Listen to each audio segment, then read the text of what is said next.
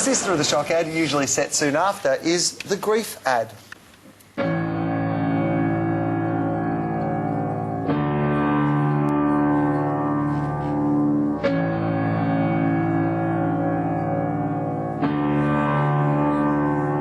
I've been looking so long at these pictures of you that I almost believe that they're real.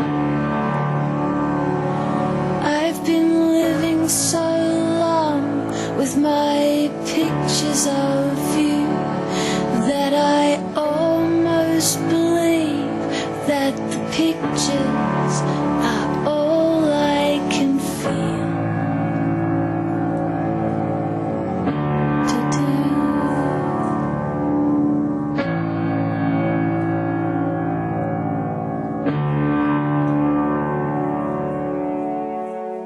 This ad, which uses real photos and real families, was launched in Victoria this year. The first version that ran was 3 minutes long and aired simultaneously on all 3 commercial television channels during prime time.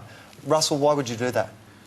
That's called a roadblock, Will. And the reason why it's called a roadblock is you basically capture every single person that's watching the telly. So therefore it's about capturing the audience, and it's about giving them something new to look at in this space. Maybe it's now because I'm older, I'm a parent, and I look at those parents and you can absolutely relate to it. I particularly like the 1968 photo. You know, the idea that that's still hurting 40 years down the track, it's still painful, I think really is wonderful.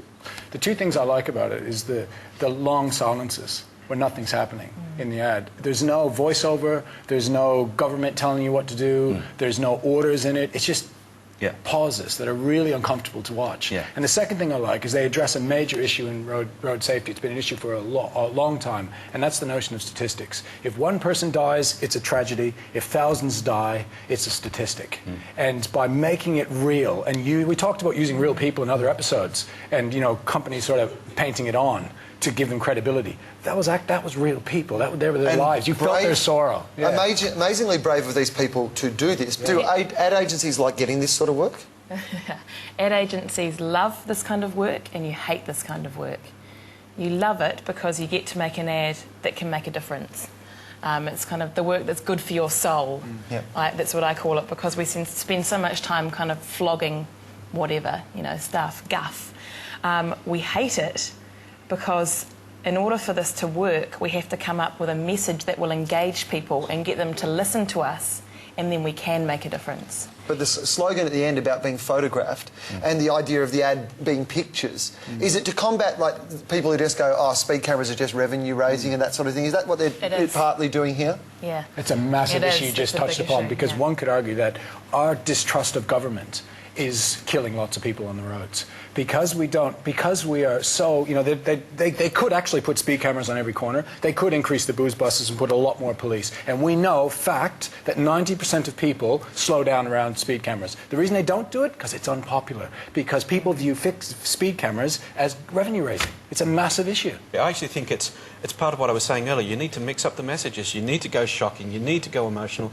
And people learn in different ways. Some people are visual, some people are kinesthetic, some people are emotional. It's about touching people in different ways. And to Todd's point, you're not going to get all of the hoons, but if there's a hoon that's slightly emotional in nature, that's his ad.